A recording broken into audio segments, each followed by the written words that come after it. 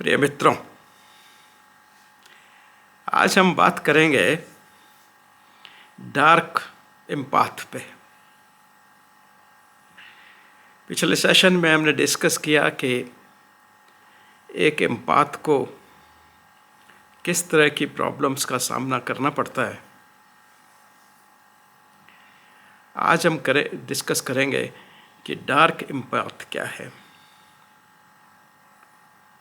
जैसे हमने देखा कि एम्पाथ की इमोशनल इंटेलिजेंस बहुत हाई होती है और वह दूसरे के इमोशंस को उनकी तरह ही महसूस करता है या कभी कभी उससे ज़्यादा भी।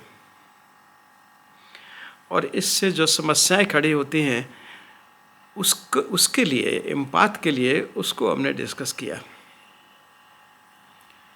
आज डार्क एम्पाथ के बारे में जानेंगे कि डार्क एम्पाथ कौन है।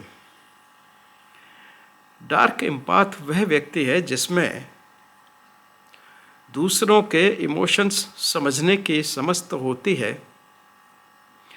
किंतु वह उसके इमोशंस के साथ में कोई तारतम्य नहीं रखता। यानी कि उसके दूसरे व्यक्ति के इमोशंस को वह महसूस नहीं कर सकता,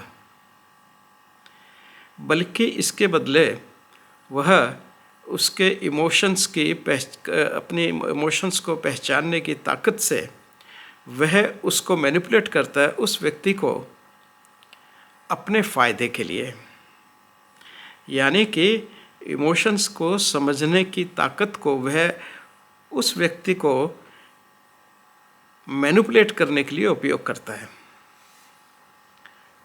तो लगभग अगर हम सही से देखें तो उसका विपरीत हो गया। वहाँ वह व्यक्ति उसके इमोशंस को उसकी तरह महसूस करके या उससे ज़्यादा महसूस करके वह उसकी मदद करता है, पर यहाँ पे यह व्यक्ति उसका उपयोग करता है। यानी कि यहाँ पे दो पार्ट हैं, एक इमोशंस को समझने की ताकत या प्रक्रिया, और दूसरा ये उन इमोशंस के लिए एम्पैथी होना या सिंपैथी होना। सिंपैथी शब्द थोड़ा डिफरेंट है, इसलिए हम ज़्यादातर एम्पैथी वर्ड का ही उपयोग करते हैं। यानी कि उसके साथ उसको एम्पैथी होना और उसको मदद करना।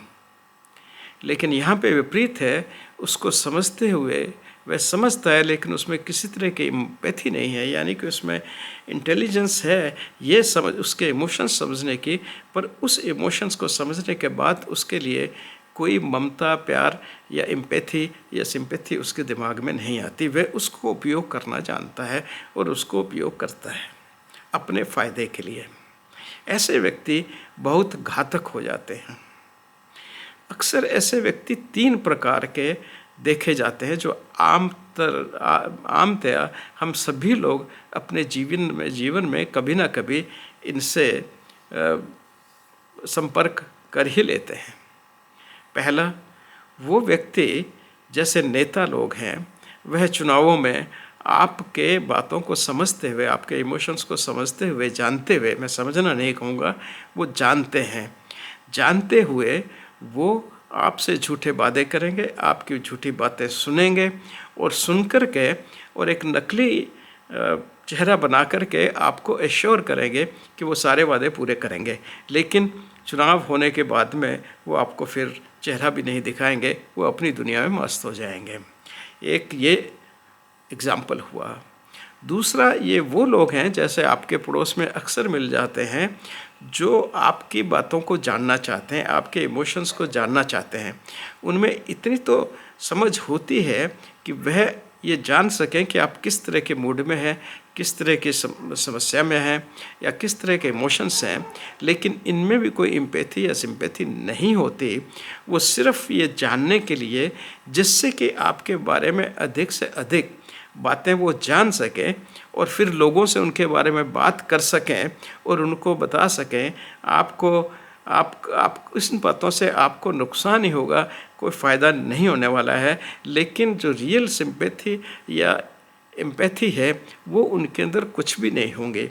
यानी कि वो आपसे आपके सारे विचार चुरा के ले जाएंगे और फिर वो दूसरे लोगों को बताएंगे, जिससे उनकी इम्पोर्टेंस बने और ये लगे कि इनको सब मालूम रहता है और अपनी स्थिति दृढ़ करने के लिए या कभी कभी अपने फ़ायदे के लिए वो आपके इमोशंस को पढ़ लेते हैं और फिर आपसे आकर के वो डिटेल सारी जान करके उसका दुरुपयोग ही करेंगे, आपके नुकसान के लिए ही करेंगे, कोई आपका फ़ायदा नहीं करेंगे।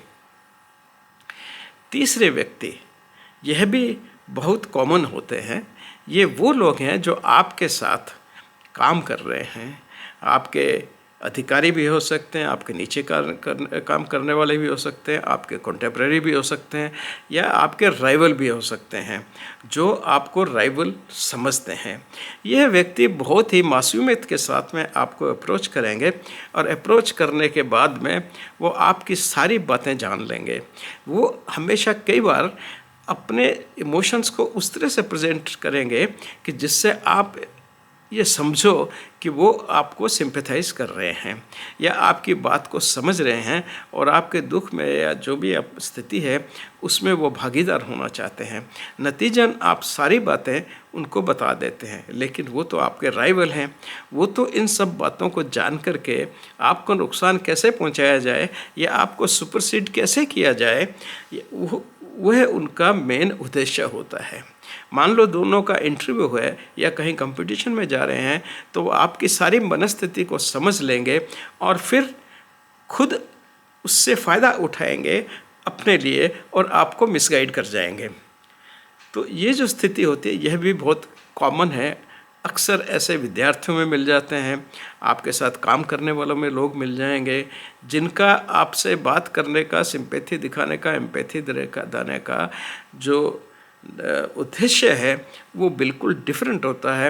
वो होता है आपको नुकसान पहुंचाने का, यानी कि वो आपके राइवल हैं, वो आपके प्रतिद्वंदी हैं, वो प्रतिस्पर्धा रखते हैं आपके साथ में किसी पद को पाने के लिए या और किसी तरह का कंपटीशन उनका आपका कैरियर से या व्यक्तिगत रूप से होता है।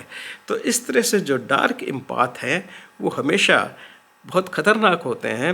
वो आपको दिखाएंगे कि वो आपके बहुत अच्छे मित्र हैं, लेकिन वो सबसे बड़े आपके शत्रु होते हैं। डार्क ट्रायड एक अलग कंडीशन है जिस पे हम पहले बहुत बात कर चुके हैं। वह एक ऑल टुगेदर डिफरेंट चीज़ है।